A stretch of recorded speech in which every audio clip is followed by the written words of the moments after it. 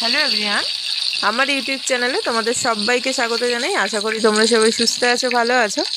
আজকে আমি তোমাদের সাথে একদম একটা নতুন রেসিপি নিয়ে চলে এসেছি। তো ভিডিওটাকে কেউ স্কিপ না করে পুরো দেখতে থাকো। ভালো লাগলে অবশ্যই চ্যানেলটাকে সাবস্ক্রাইব, লাইক আর শেয়ার করো। তো দেখো, আজকে যে রেসিপিটা নিয়ে তোমাদের সাথে শেয়ার করতে চলে এসেছি, তো এটা সন্ধেবেলায় তোমরা চায়ের সাথে স্ন্যাক্স হিসেবেও ব্যবহার করতে পারো। এছাড়া তোমরা গরম ভাতের সাথেও এটা কিন্তু অবশ্যই ট্রাই করতে পারো। তো সেই জন্য রিকোয়েস্ট থাকলো ভিডিওটাকে পুরো দেখার। তো দেখো, একদমই একটা মুখরোচক একটা ইয়াম্মি রেসিপি। তো এইভাবে কোনো সস বা চাটনির সাথেও কিন্তু এটা অবশ্যই ট্রাই করতে পারো। তো দেখতেই পাচ্ছ, মুখরোচক একটা খাস্তা একটা রেসিপি। তো একদম ক্রাঞ্চি টাইপের এটা হয়। তো এখানে এই রেসিপিটা করার জন্য দেখো, এখানে যে বড়, যে অনেকে এটা সিমলা মির্চও বলে, তো এই রকম যে লঙ্কাগুলো সেগুলো নিয়ে নিয়েছি। দেখতেই পাচ্ছ, আমি এখানে এটা মাঝখান থেকে এইভাবে ছুরি দিয়ে এটা কাট করে নিচ্ছি। তো কাট করে নিয়ে ভেতরের যে অংশটা সেটাকে আমি বাদ দিয়ে দেবো। এটাকে করে নিলে এটা তোমার ঝালটা যাতে কম হয় সেই জন্য, এই লঙ্কাগুলো খুব একটা ঝাল হয় না, কিন্তু যেটুকুও ঝাল হবে সেই ঝালটাও কম হবে, সেই জন্য এটা বের করে নেওয়া। আর এখানে আমরা কিছুটা পুর হিসেবে ব্যবহার করব এটা স্টাফ করার জন্য। তো এটা স্টাফ মির্চিও তোমরা বলতে পারো, যার জন্য ভেতরটা পুর দেব বলে এই শাঁসটাকে আমরা ভেতর থেকে বার করে নেব। তো আগে লঙ্কাগুলোকে দেখো এইভাবে মাঝখান দিয়ে কেটে নিয়ে দেখতেই পাচ্ছ পুরো ভেতরের অংশটাকে বার করে নিচ্ছি। তো এইভাবে আমরা সমস্ত লঙ্কাগুলোকে আগে রেডি করে নেব। তো দেখতেই পাচ্ছ কিভাবে কাট করছি। তো কাটিংটাকে তোমাদের আরও একবার ভালো করে দেখিয়ে নিচ্ছি যাতে বুঝতে সুবিধা হয়। তো এইভাবে চামচে করে করলে সুবিধা হয়, পুরোটা এইভাবে শাঁসটাকে আমরা বার করে নেব। তো দেখতেই পাচ্ছ ভেতরটা একদম পুরো পরিষ্কার হয়ে গেছে। যতটা এইভাবে হবে, তোমরা ছোট যে কাঁচা লঙ্কা সেগুলোও এইভাবে আমরা পকোড়া বা বড়া হিসেবে করতে পারি, কিন্তু সেটা এই যে স্টাফে কিন্তু অসুবিধা হয়, কেননা ভেতরে পুর দেওয়ার পক্ষে এটা কিন্তু একটুখানি সমস্যা হয়। সেই জন্য এই লঙ্কাগুলো দিয়ে এই রেসিপিটা কিন্তু খুব অসাধারণ হয়। তো এইভাবে দেখিয়ে দিচ্ছি।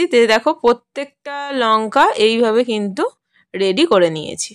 তো এই যে ভেতরের শাঁসটা সেটা কিন্তু আমরা আর এখানে ইউজ করব না। তো তোমরা যদি কোনো রেসিপিতে বা কোনো কিছুতে এটা ব্যবহার করতে চাও তো ব্যবহার করতে পারো। তো দেখো, আমি একটা আলু সিদ্ধ করে রেখেছিলাম, একটা সিদ্ধ করা আলু নিলাম, আর এর মধ্যে কিছুটা পরিমাণ পেঁয়াজ কুচি, কাঁচা লঙ্কা কুচি, আর দিলাম ধনেপাতা কুচি, আর দিয়ে দিলাম এখানে লঙ্কার গুঁড়ো। তোমরা কিন্তু ঝাল আর নুনটা অবশ্যই পরিমাণ মতো ব্যবহার করবে। তো এখানে কিন্তু কোনো রকম হলুদ গুঁড়ো আমরা ব্যবহার করব না। তো আর এখানে দিয়ে দিলাম দেখো একটুখানি চাট মশলা, দিয়ে সমস্ত উপকরণটা ভালো করে আমি আলুর সাথে মেখে নিচ্ছি। পুরো উপকরণটা কিন্তু আমি ভালো করে হাতে মিশিয়ে নিলাম। তোমরা যদি মনে করো যে কেউ চামচ দিয়ে পুরো উপকরণটাকে করবে তো সেটাও করতে পারো। তো দেখো, আমার যেন মনে হয় যে হাতে করে বেশি সুবিধা হয়, তাড়াতাড়ি হয়, সেই জন্য আমি হাতে করেই করলাম। তো লঙ্কার যে ভেতরটাকে আমি ফাঁকা করে নিয়েছিলাম দেখো পুর দেব বলে, লঙ্কার ভেতরটাকে চিরে আমি এই পুরগুলো এর মধ্যে দিয়ে দিচ্ছি। তো আমি হাতে করেও তোমাদের দেখিয়ে দিচ্ছি আর চামচে করেও দেখাচ্ছি, যার যেভাবে সুবিধা সে সেইভাবে তোমরা করতে পারো।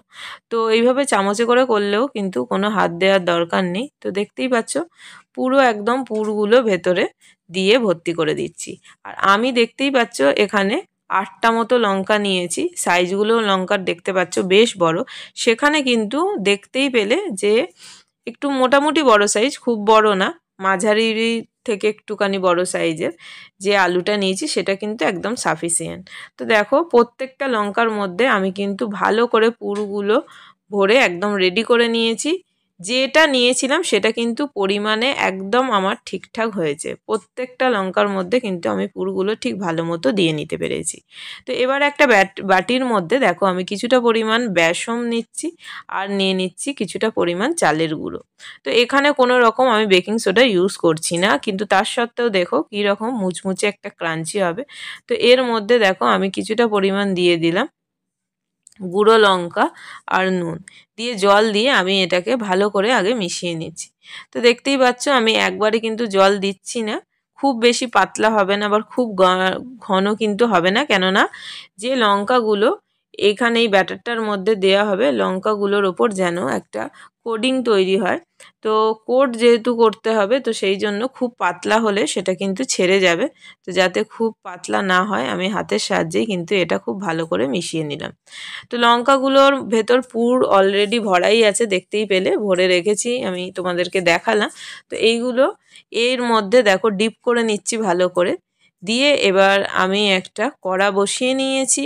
তোমরা কড়া বা প্যান যে কোনো কিছু যেটাতে ভাজবে সেটা বেশ ভালো করে গরম হয়ে গেলে তেল দিয়ে দেবে।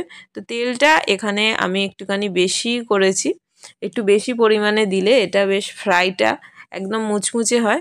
দেখতেই পাচ্ছ তেলটা গরম হয়ে গেছে, এবার আমি এই লঙ্কাগুলো যেটা ব্যাটারে ডিপ করেছি সেগুলো দিয়ে দেবো।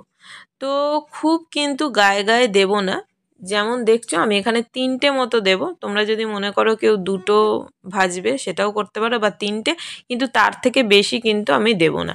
এখানে তোমরা দেখতে পাচ্ছ যে পরিমাণ তেল দিয়েছি, আর একটা দেখো সাইডে 4টে দেয়াই যায়, কিন্তু দেব না, কেননা এইগুলো যাতে একদম মুচমুচে টাইপের হয়, ক্রাঞ্চি টাইপের হয়, খুব একসাথে দিয়ে গায়ে গায়ে ভাজবো না। তো দেখতেই পাচ্ছ 3টে দিয়ে নিয়েছি, আর তোমরা এটা দেখে বুঝতেই পারবে যে কীরকম ক্রাঞ্চি টাইপের হয়েছে। তো তাও দেখো আমার এটা গায়ে গায়ে লেগে গেছে, কিন্তু এটা একদমই ক্রাঞ্চি হয়েছে, মুচমুচে, সেই জন্য দেখো একটুখানি প্রেস করাতেই এটা আলাদা হয়ে যাচ্ছে। তো দেখতেই পাচ্ছ, তোমরা দেখেও বুঝতে পারছো যে কোনো কিন্তু গায়ে লেগে যাওয়া বা নরম সেরকম হয়নি, একদম মুচমুচে একটা খাস্তা একটা রেসিপি।